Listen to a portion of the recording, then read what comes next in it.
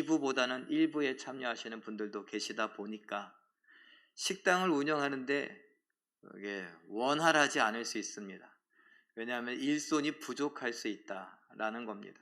조를 짜서 몇 조 몇 조 해놨지만 뭐 참석을 못할 수도 있죠. 그러니 서로 양해해 주시고 조와 상관없이 힘이 되신다면, 또 자원하는 마음이 있으시다면 같이 이렇게 좀 도와서 식사도 하시고 뭐 설거지도 하시고 정리도 하시고 또 잘 준비했다가 오후 예배도 참여하시고 그랬으면 좋겠습니다. 자, 오늘은 하나님을 만난 이사야라는 이야기지만 그 이사야에 여러분의 이름을 한번 써 놓으시는 거 어떻겠습니까? 저 같으면 하나님을 만난 유광진. 여러분, 이런 말엔 내가 하나님을 만났다라는 것이 제목에 깔려 있죠. 이사야만 만난 것이 아니라 저도 그리고 여러분도 하나님을 만났습니다. 믿으십니까? 자, 그 하나님에 대하여서 여러분은 뭐라고 부르십니까? 기도할 때에 여러분은 하나님에 대하여서 어떻게 부르고 시작합니까? 예수님은 하늘에 계신 우리 아버지여 라고 그렇게 하나님을 부르라 이렇게 가르쳤는데, 여러분은 어떻게 하나님을 부르십니까? 또 어떤 분은 기도한다 라고 했을 때 하나님 아버지 뭐 이렇게 하는 것보다, 또 어떤 분은 예수님 뭐 이렇게 기도하시는 분도 계시고, 또 부르지 않고 그냥 일단 시작하고 보는 분도 계시고. 그런데 뭐 이왕 기도 얘기가 나왔으니 기도를 시작할 때에는 누구에게 하느냐, 뭐 중간에 나와도 좋지 않느냐, 그런 것보다 그냥 우리 배운 대로 하시죠. 예수님께서 가르쳐 주신 주의 기도다라고 했으면 하나님을 부르고 시작하는 게 좋지 않을까 하는 생각이 듭니다. 그런데 그 하나님에 대하여서 나의 왕이신 하나님이시여, 그래도 상관없습니다. 나의 목자 되신 하나님이시여, 상관없습니다.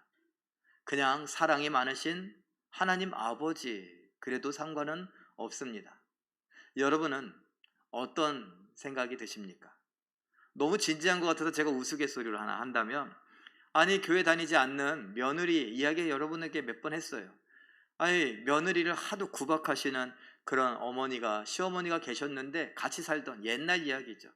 며느리가 조용히 하나님 아버지 이렇게 기도하는 걸 들으셨단 말이에요. 그런데 며느리가 아파요. 아픈 것을 보고서 이게 안 돼갖고 어떡하면 좋으나 그러다가 이 할머니가 기도를 합니다. 하나님 사돈 양반, 하나님 사돈 양반. 왜? 며느리가 아버지라 그러니까 사돈이죠. 그래서 제가 그런 생각을 했어요. 하나님을 아버지라 부른다 뭐 이렇게 하는데, 성경에 보니까 여호와는 나의 목자시니 라고도 말하고, 또 하나님은 나의 신랑 되신다 라고도 말하는데, 신랑 되신 하나님께 기도할 때는 하나님 여보 이렇게 기도해야 되나, 이런 생각 안 해보셨죠? 제가 이 설교를 준비하다가 그 생각이 났는데 너무 진지해갖고 한번 웃고 가자고 그 얘기를 해봤어요. 하나님 여보 그러시는 분 있어요? 혹시? 아니면 하나님 사돈 양반? 예. 이렇게 제가 뭐라고 부르던, 여호와는 나의 목자시니 그랬을 때 하나님 나의 목자십니다 이렇게 시작하건, 하나님 나의 아버지시여 라고 한다건, 여러분 그건 다 관계가 있죠. 하나님과 나와의 관계성이 있다라는 겁니다. 왕이라고 했을 땐 나는 신하나 백성이다. 목자라고 했을 땐 나는 그의 양이다. 그의 가축이고 그의 돌보시는 어떤 동물이다 라는 거겠죠. 또는 아버지라고 하면 뭐예요? 나는 그의 자녀입니다. 아들입니다. 딸입니다. 라는 그런 관계가 있습니다.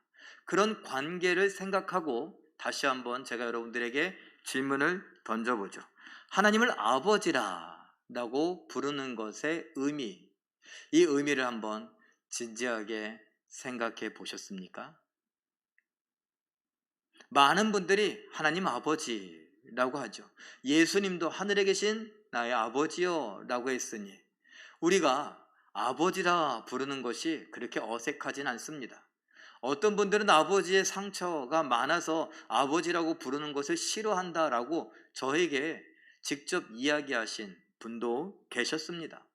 그런데 그럼에도 불구하고 많은 분들이 아버지라고 부르세요.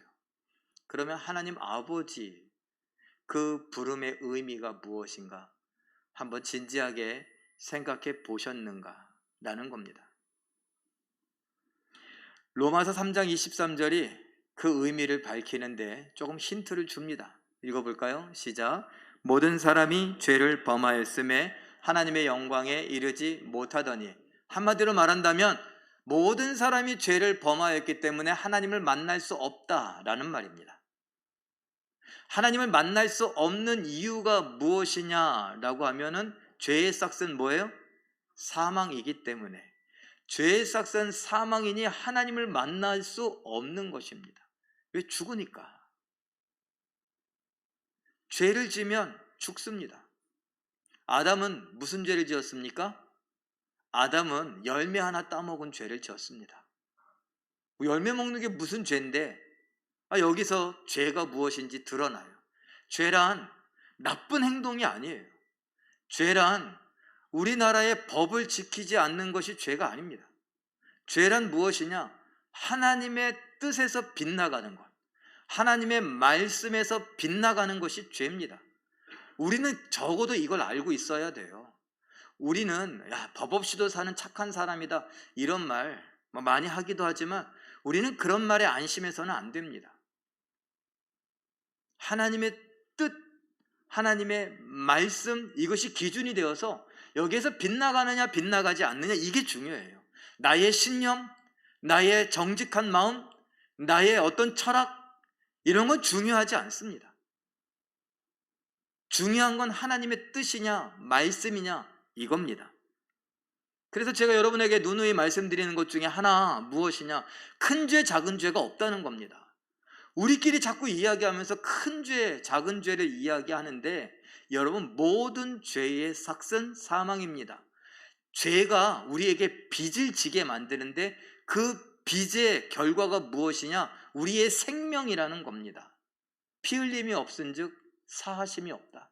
이 말은 죄의 삭은 사망이라는 말을 바꾼 거예요. 그 죄를 용서받고 싶으냐? 그러면 피 흘려야 된다.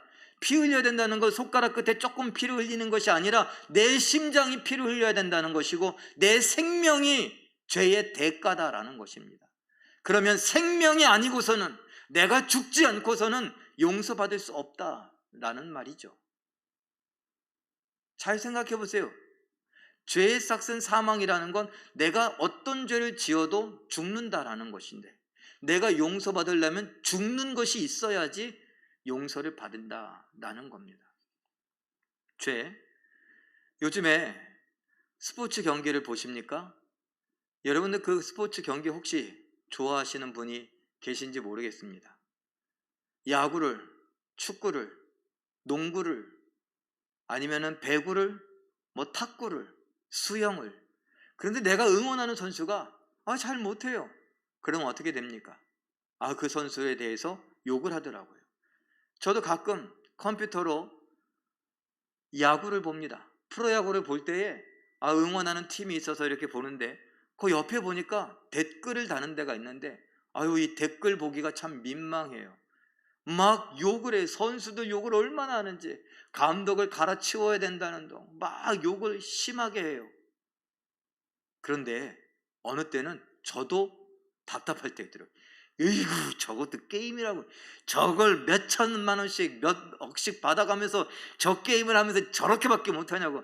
저도 그러더라고요. 그런데 또 목사니까 욕하기가 좀 거시기 해서 욕을 안 하고 참고 있는데, 욕하고 싶을 때 뭐냐면 경기를 보는 게 아니라 댓글을 봐. 댓글을 보면서 대리만족해요. 통쾌해. 그런데 예수님 말씀하십니다. 너희는 살인하지 말라라는 이야기를 들었느냐? 예. 그래, 형제간에 나가라. 바보 멍충이다. 아유, 저건 누굴 닮아서 저래? 그것도 살인죄다 라고 말합니다. 무슨 말 하는지 아시겠어요? 저는 야구를 보면서도 살인죄를 저지르고, 사탄은 제 옆에 쪼르륵 따라와서 딱 걸렸네. 지금 아무개 선수를 욕했지. 욕은 안 하고 댓글로 욕하는 걸 보면서 통쾌했지. 너도 한통속이다. 그러면서 적습니다. 몇 월 며칠 몇 시에 야구를 보면서 아무개 선수 저것도 게임이라고 하냐고 속으로 생각하며 아무개가 욕하는 거에 동조하며 통쾌하게 여겼음. 그런데 그 대가가 뭐냐? 사망. 처벌로 뭐냐? 사형. 혹시 아침에 교회로 오신다고 여러분들 교회 오는 흔한 장면이 무엇이냐? 빨리빨리! 진짜 일어났으면 이게 안 듣지 않지? 아유, 이게 뭐야 그냥. 그 순간 우리는 예배에 참여한다고 했지만 사탄은 옆에 서서 딱 걸렸어. 오늘도 예배 가자고 하면서 가족들에게 소리 질렀어. 우리 남자분들 요새는 간 커야 그런 얘기 한다 그러는데 우리 아내분들이 식사를 열심히 준비해서 이렇게 했는데 야, 국이 이게 뭐야? 아이고, 내가 발로 끓여도 이거보다 낫겠다. 그렇게까지는 얘기 안 했더라도 투정해 보신 분 한번 이렇게 한번 해볼까요? 손 들면 민망하니까. 우리 안대현 장로님 여기 이렇게 하셨는데 딱 걸렸습니다. 사탄이 그 순간 옆에서 최정희 집사님이 열심히 요리를 했는데 그거에 대해서 아유 이것도 아유 진짜 내가 이거 시켜 먹고 말지. 그거 대가가 뭐냐? 사망, 사형 선고입니다. 자, 물 타 먹어. 내가 얼마나 했어 먹는데 그거 물 넣어 먹으면 되지 그거 갖고서 그러냐고. 그렇게 혹시 최정희 집사님 그런 적 있으세요? 그런 적 있다고 또 순진하게 또 끄떡거리셨네. 그래, 딱 걸렸어요. 사탄이 그 옆에서 그날 세트로 최정희 집사님도 안대현 장로님께 그렇게 소리 질렀음. 그래서 기분 되게 나빠했음.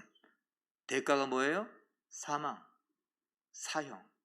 우리는 죄의 삭은 사망이라는 말을 너무나 잘 알고 있습니다.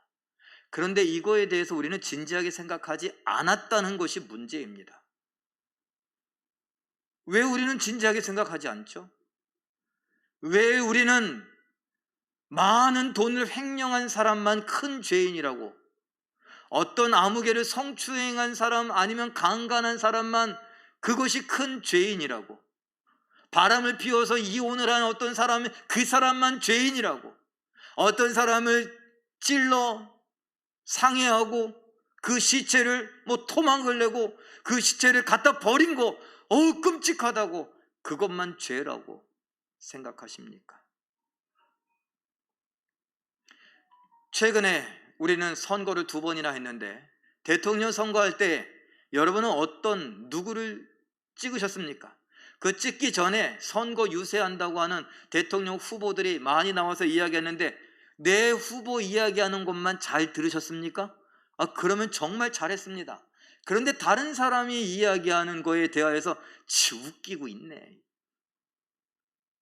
제가 굉장히 점잖게 얘기했죠. 웃기고 있네. 그거 뭐예요? 그 사람을 비웃은 거죠. 제가 몇 달 전에 여기 로비에서 애들하고 이렇게 있다가 제가 그래요. 아이고 좋단다 그랬습니다. 그런데 우리 손태영 집사님의 막내 예린이가 조그만 게 이러고 듣고 지나갔어요. 그러다가 다시 와갖고 근데요 목사님 좋단다 요거 좋은 말 아니죠? 왜?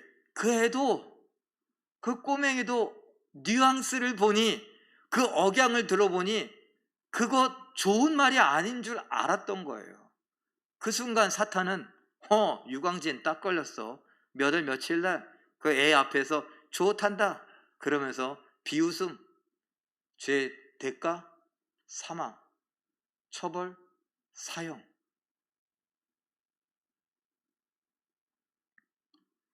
교회를 수십 년 다녀도 죄의 삭은 사망이라는 걸 우리는 따라 외워도 이 죄의 결과가 얼마나 큰지 우리는 알지 못합니다. 내가 짓는 죄, 남편을 함부로 대하면서 우습게 여기던 죄, 아내에 대해서 이렇다 저렇다 막 하고 부려먹고 시켜먹고 힘들게 하고 아내가 정말 죽고 싶다고 생각할 정도로 만들어 놓은 그런 상황들이 나를 사망에 처하게 하고 저 지옥불에 던져 놓는다는 걸 우리는 인식하지 않습니다. 그건 그거고 이건 이거고, 내 아내에게 내 마음대로 하는데 무슨 목사가 왜 이래라 저래라 해. 내 남편인데, 내 자식인데, 내 부모인데 내가 알아서 하지 무슨. 천만에요.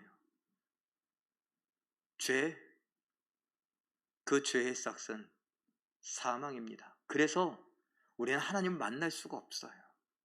죄 때문에 영원히 못 만납니다. 죄 때문에 우리는 죽어요. 그래서 어디 가요? 지옥 가요. 그게 우리예요. 점잖은 척, 선량한 척, 거룩한 척, 착한 척 앉아 있어 봐야 다 필요 없습니다. 우리 옆에 분 한번 잠깐 보세요. 그리고 이렇게 한번 이렇게 동지를 만난 것처럼 한번 웃어주면서, 아이고 집사님도 그러셨어? 한번 얘기해 보세요. 집사님도? 장로님도? 권사님도? 나도. 다 죄 짓고 우리는 그 죄의 결과로 지옥 가요. 출애굽기 33장 20절, 모세에게 하나님이 이런 말씀하십니다. 읽어볼까요? 시작. 내가 내 얼굴을 보지 못하리니 나를 보고 살 자가 없음이니라. 죄 때문에. 하나님은 거룩하신 분이고 의로우신 분이에요. 그 의로우신 분, 진리이신 하나님이 의의 광선을 바라시는데 그 의의 광선이 죄를 다 태워버려요. 그런데 제가 여러분에게 몇 번 설명했어요. 그 죄가 눈으로 지은 죄라면 눈에 죄가 붙어 있으면 하나님의 의의 광선이 우리에게 비춰지면 우리의 눈은 타버리고 없어요. 우리의 입으로 죄를 많이 짓죠. 쓸데없는 말 많이 하죠. 그냥 욱해서 하는 말 많이 하죠. 그래서 다른 사람 상처 주고 다른 사람 기분 나쁘게 하고 다른 사람 이런 거 배려 없이 그냥 막 말하잖아요. 어때요? 하나님의 의의 광선이 내 입에 쏘이면, 입술이 타버리고 이가 다 빠지고 혀가 다 녹아버리면 살 수 있을까요? 생각으로, 이 뇌로, 제가 아까 얘기한 것처럼 내가 차마 목사가 돼서 욕을 할 수 없고 댓글에 눈이 가고 그 댓글을 보면서 그래 통쾌하다, 어휴 속이 시원하다, 나 대신 욕해줘서 고맙네, 머릿속으로 생각했어요. 하나님이 그 죄가 붙은 이 머리를 내 의의 광선을 바라면 그 빛이 이 머리를 태워버리면 어떻게 될까요? 그래서 하나님은 못 만나요. 하나님의 영광에 이르지 못한다고 하는 건 하나님을 볼 수 없다는 거고, 하나님을 볼 수 없다는 건 하나님과 관계가 없다는 겁니다. 그게 우리예요. 모세만 그래요? 이사야 선지자도 그러더라고요. 오늘 본문의 말씀 읽어보죠. 이사야 6장 5절 말씀 읽어봅니다. 시작. 그때에 내가 말하되 화로다 나여 망하게 되었도다. 나는 입술이 부정한 사람이요 나는 입술이 부정한 백성 중에 거주하면서 만군의 여호와이신 왕을 배웠음이로다 하였더라. 보면 안 되는데 내가 죄를 갖고, 특별히 사람들은 이 마음속에 있는 걸 입으로 다 내서 이 마음이 죄로 물들어 버려서 어쩔 수 없이 죄의 말들이 막 쏟아져 나오는데, 내가 이런 입술을 갖고 하나님을 만났으니 난 죽었다 이겁니다. 난 망했다, 죽었다. 어쩌자고 내가 하나님을 봤지. 근데 이 장면은요, 하나님께서 이사야 선지자를 부르시고 이사야 선지자에게 사명을 주시는 겁니다. 여러분 너무나 잘 알고 있는 이야기죠. 누가 우리를 위하여 갈까? 내가 누구를 보낼까? 그럴 때에 이사야가 제가 여기 있나이다, 저를 보내주옵소서, 제가 가겠습니다 라고 하는 그런 장면이에요. 그 직전에 하나님께서 이 이야기를 하는 거죠. 하나님을 만난 이사야가 어떻게 하면 좋냐, 난 망했다, 난 죽었다 이제. 그때 하나님께서 이사야를 죽이지 않으시려고 어떻게 하시느냐. 이사야 6장 6절 7절 읽어봅니다. 시작. 그때에 그 스랍 중에 하나가 핀 숯을 내 입술에 대며 이르되 보라, 이것이 내 입에 닿았으니 내 악이 제하여졌고 내 죄가 사하여졌느니라 하더라. 어떻게 했어요? 천사 중에 하나가 내려와서 그 하늘 성전에 있는 제단 숯불에 그 숯을 하나 들고 와서 입술에 대었다. 왜? 내 입술이 부정하다라고 했으니 그 부정한 죄를 어떻게 해요? 태운 거예요. 하나님의 의의 광선이 나와서 그 입을 다 태우기 전에 숯불을 갖다가 대면서 그 죄만 태우고 입은 타지 않게. 그러면서 뭐라 그래요? 내가 너의 입술에 이 숯을 되었으니 너의 죄가 사하여졌다. 제거되었다. 없어졌다. 그러니까 망했다고 하지 마라. 그러니까 죽었다고 말하지 마라. 하나님을 배워도 죽지 않는다. 하나님이 보낸 천사가 죄를 용서해 주었으니까. 하나님의 용서를 선언해 주었으니까. 여기서 뭐라 그랬습니까? 내 악이 제하여졌다 라고 했는데 하나님은 이 이사야에만 이 일을 허락하신 것이 아니라 우리에게도 허락하셨으니 골로새서 2장 14절 말씀 한번 읽어봅니다. 시작. 우리를 거스르고 불리하게 하는 법조문으로 쓴 증서를 지우시고 제하여 버리사 십자가에 못 박으시고. 법조문으로 쓴 증서를 바른 성경에 보니까 빈문서다라고 말하고 현대인 성경에 보니까 채무증서다라고 말합니다. 아까 제가 그랬잖아요. 사탄이 딱 걸렸어 그러면서 적었어요. 그리고 그 빚의 대가가 뭐예요? 생명, 사망. 그거에 대한 것은 뭐예요? 처벌은 사형. 이렇게 적혀있는 종이들이 있다는 거예요. 이 종이가 두루마리가 되어서 내 죄를 다 기록한 것이 있는데 예수님께서 십자가에 못 박혀 죽으시면서 그 증서를 다 움켜쥐고 놓지 않아서 어떻게? 피로 얼룩져 버리니 그 피로 얼룩진 증서가 도저히 읽을 수가 없어요. 뭐라고 쓴 거야? 한 글자도 모르겠어요. 유광진에 대해서, 유광진의 죄에 대해서 다 기록해 놓았는데 이게 뭐야? 한 글자도 알아볼 수 없으니 거기에 처벌은 뭐라고요? 사망, 사형인데 죄가 있어야 사망을 불러오고 처형에 사형에 처하죠.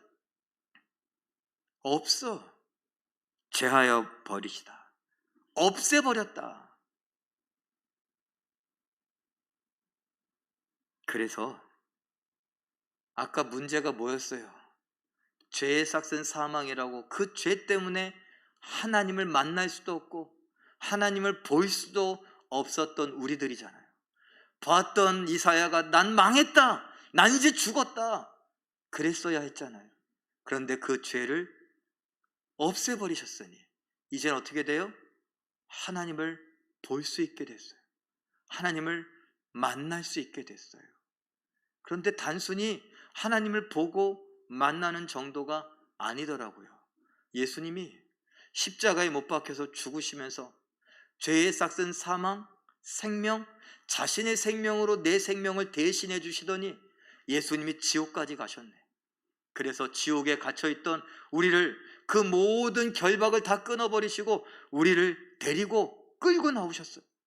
사망에서, 저 지옥불에서 우리를 끌고 올라오시더니 여기 이 땅에 두시는 게 아니라 천국까지 가시더라고요. 가시면서 하나님 앞에 섰습니다. 온갖 고생을 하고 온 우리, 정말 얼굴 몰골이 말이 아닙니다. 여기저기 끄슬리고 여기저기 막 다 타고 막 얼마나 힘이 들었는지 그 예수님께서 깨끗이 씻으시고 예수님이 입던 옷을 입혀서 저희를 데리고 어디? 하나님 앞에 갑니다. 그리고선 아버지 저 왔습니다. 하나님께서 그래 왔느냐? 잘 왔다. 그런데 우리를 바라보시는데 예수님께서 옆구리를 찔러요. 너도 아빠라고 불러. 괜찮아.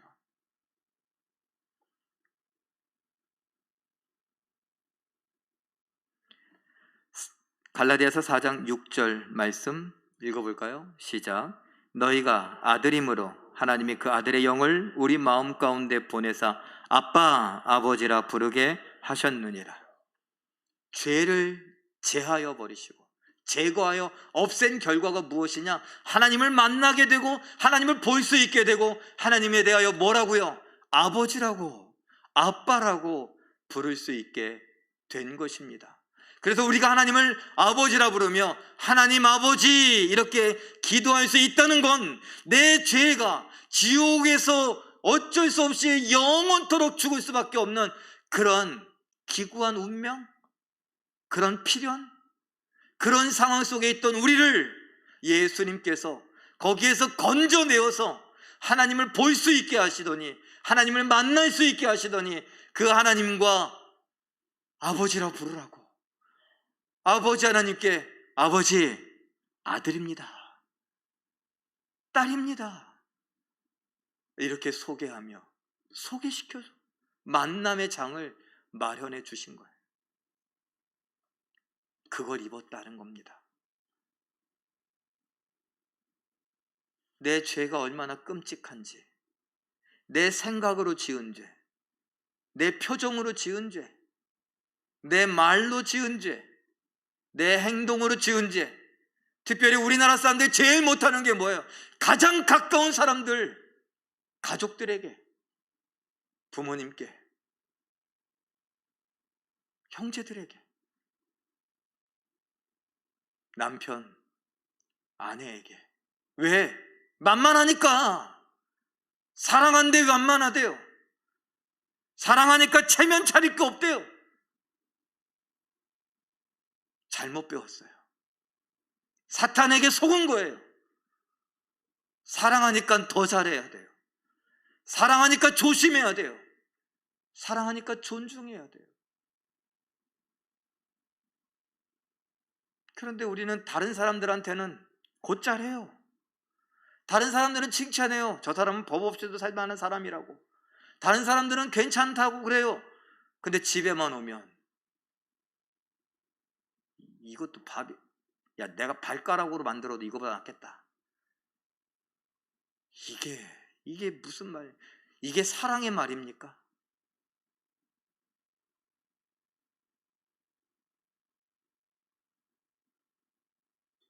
좀만 일찍 일어났으면 이 교회가 이거 누굴 닮아갖고 그냥, 이게 사랑의 말입니까?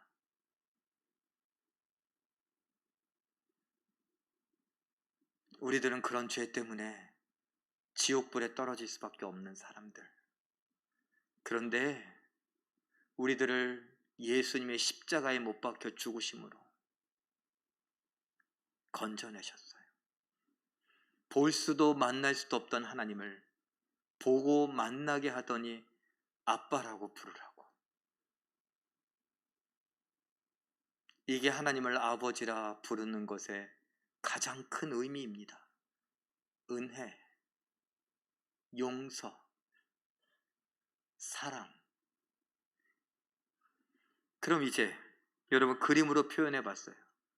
하나님을 볼 수도 만날 수도 없던 죄인인 우리를, 죽어 망하는 사망에 처한 지옥에 갈 수밖에 없는 우리를 어떻게 해요? 하나님의 사랑으로, 하나님 주신 믿음으로 하나님을 볼 수 있고 만날 수 있고 하나님을 아버지라 부를 수 있는 아들 되게 하신 이 큰 은혜를 우리가 입었으니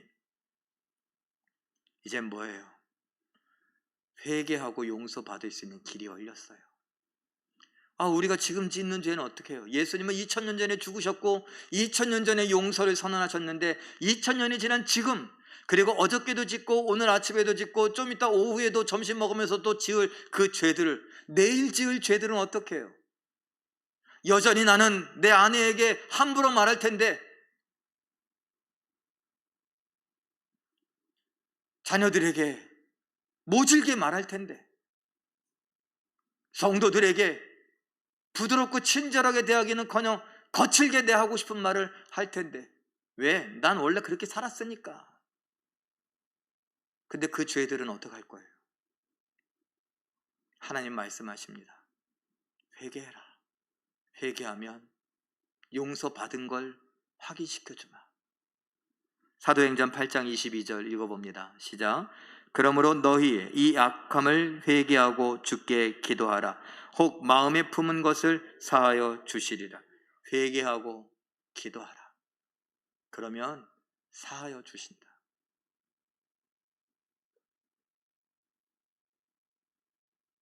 우리 자녀들이 누리는 특권입니다. 내일 지을 죄도 회개하면 용서받습니다. 그 용서는 너무나 큰 것이어서 베드로가 말했던 것처럼 7번 용서하면 되겠습니까? 아니, 7번씩 70번이라도 용서해라.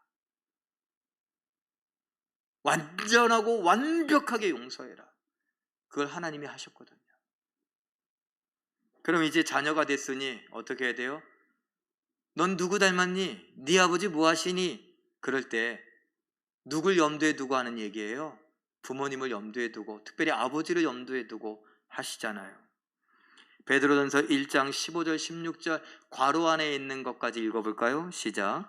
오직 너희를 부르신 거룩한 이처럼 너희도 모든 행실에 거룩한 자가 되라.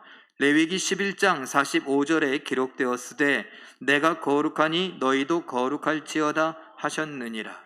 하나님께서 우리를 애굽에 살고 있던 이스라엘 백성들을 따로 구별하여 홍해까지 건너고 홍해로 막아버리고 못 돌아가게 막아버리고, 그리고선 말씀하십니다. 내가 저 애굽에서 너희를 건져냈고 내가 너희를 저 애굽 사람들과 구별해냈으니까 애굽 사람처럼 살지 마라, 요 이야기입니다. 나는 저들과 다르니 너희도 저들과 달라라, 이 말입니다. 이 말은 우리에게 무슨 말이냐? 세상 사람들이 가르쳐주는 대로 그대로 따라가지 말고 내 말대로 내가 거룩한 것처럼 너희도 거룩해라. 마치 물과 기름이 섞이지 않는 것처럼 이 땅에 살고 있음에도 불구하고 너희는 기름처럼 이 땅 위에 떠 있어라. 저들의 죄를 묻히지 말아라. 저들이 가르쳐주는 대로 살아가지 말아라. 우리에게 알려줍니다. 왜? 나는 거룩한 하나님이니까.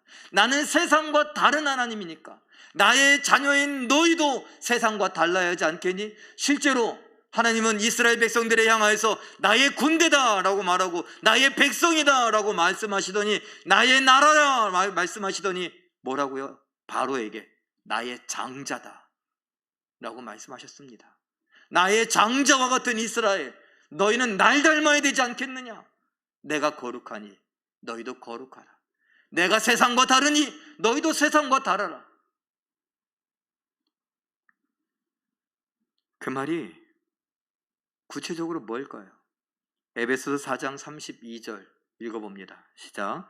서로 친절하게 하며 불쌍히 여기며 서로 용서하기를 하나님이 그리스도 안에서 너희를 용서하심과 같이 하라. 하나님이 우리를 향하여 친절히 대하셨습니다. 아이고 네가 그렇지, 이건 누굴 닮아서 이래, 그냥 막 입만 열면 그냥 사람 속상하게 하는 말하고 기분 나쁜 말하고, 참 그 입도 잘생겼다 잘생겼어. 그러니까 이가 다 빠지지. 그러니까 틀니를 해놓지. 그러니까 임플란트 해도 소용없지. 하나님이 그러시면서 그래도 용서한다 그러셨을까요? 아니에요.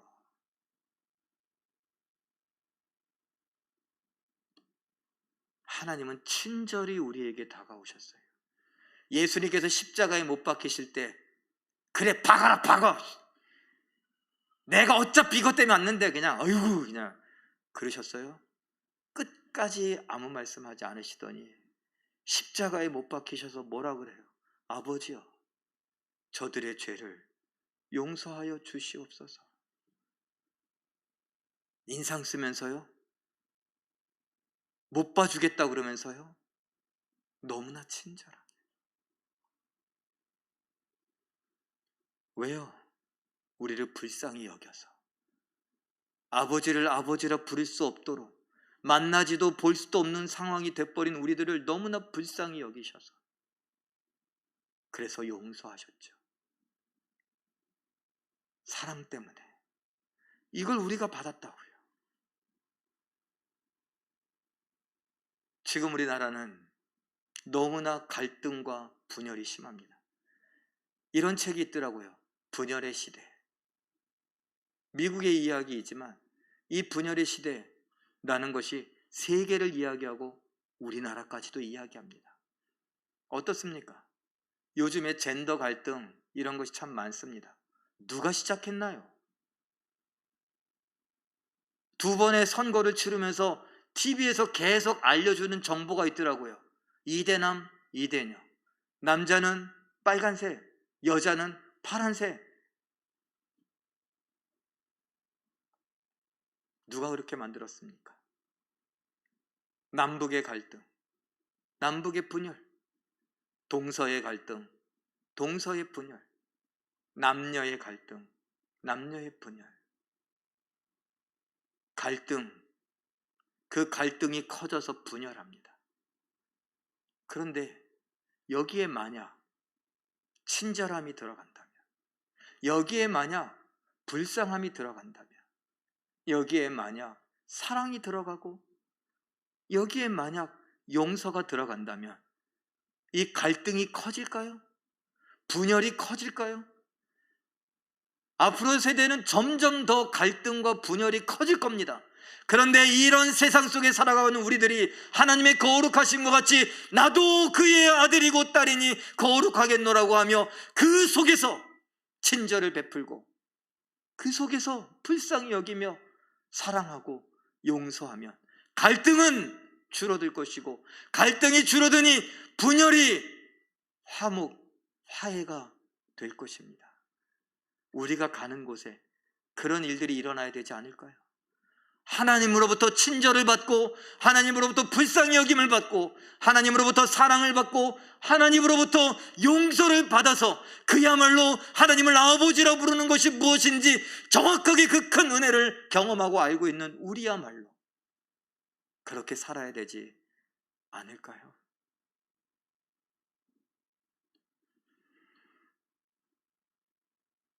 우리 뇌는 변하고 싶어 하지 않는 뇌라고 합니다. 그런데 그 뇌와 상관없이 우리 어르신들은 말합니다. 사람은 잘 안 변한다고.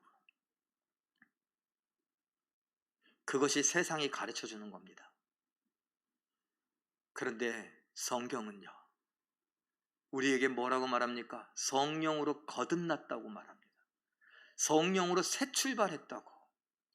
그러면 새 출발한 증거가 있어야죠. 여러분, 저는 드라마나 영화를 통해서 봤는데 감옥에 갔다 온 사람들이 뭘 먹어요? 뭘 먹어요? 전혀 감옥에 갔다 온 사람 몰라요? 못 봤어요?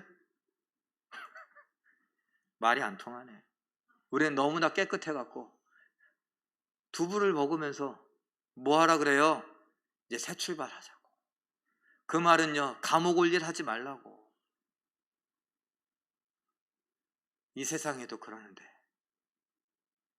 성령으로 거듭나서 새 출발하는 우리들이 왜 세상의 가르침대로 이 뇌는 변하지 않는 습관대로 계속 살아가고, 내 감정을 표현하는 것, 내 기분을 느끼는 것, 내 생각을 주지하는 것, 내 삶을 유지하는 모든 것 변하는 게 두렵다고.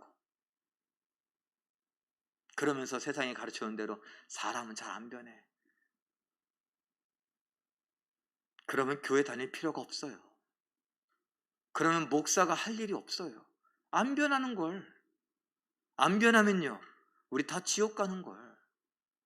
왜 우리는 천국 간다고 하면서 예수 믿고 구원받았다고 하면서 왜 우리 입으로 안 변한다고 말합니까? 왜 우리 입으로 절대 변할 수 없다고 말합니까? 왜 우리 입으로 개혁되고 변화되어져 가는 것이 두렵다고 말합니까? 그것이 좋은 것인지, 그것이 옳은 것인지, 맞는 것인지 이런 생각도 하지 않은 채 말입니다. 그래서 예수님은 마태복음 5장 14절 16절에 이렇게 말씀하십니다. 읽어보죠. 시작. 너희는 세상의 빛이라. 너희 빛이 사람 앞에 비치게 하여 그들로 너희 착한 행실을 보고 하늘에 계신 너희 아버지께 영광을 돌리게 하라. 아멘. 어둠의 세상 가운데 빛이 되라고, 세상과 다르게 살라고 예수님은 우리에게 말씀하십니다. 착한 행실, 그 앞에서 본 대로 친절히 대하며 불쌍히 여기며 용서하는 것, 그것만으로도 하나님 말씀에 맞는 착한 행실입니다. 그렇게 우리가 이 세상을 보여줄 때, 이 분열의 시대에, 이 갈등의 시대에, 갈등은 화목으로, 분열은 화해로 바뀌게 될 것입니다. 이 세상의 종말을 우리가 조금 더 더디게 할 수 있는 의의 사람, 하나님의 자녀, 하나님을 아버지라 부르는 은혜를 아는 사람, 하나님처럼 거룩하게 살겠노라고, 말씀에 순종하겠노라고 살아가는 우리 모두가 되시길 예수님의 이름으로 축원합니다. 기도하겠습니다.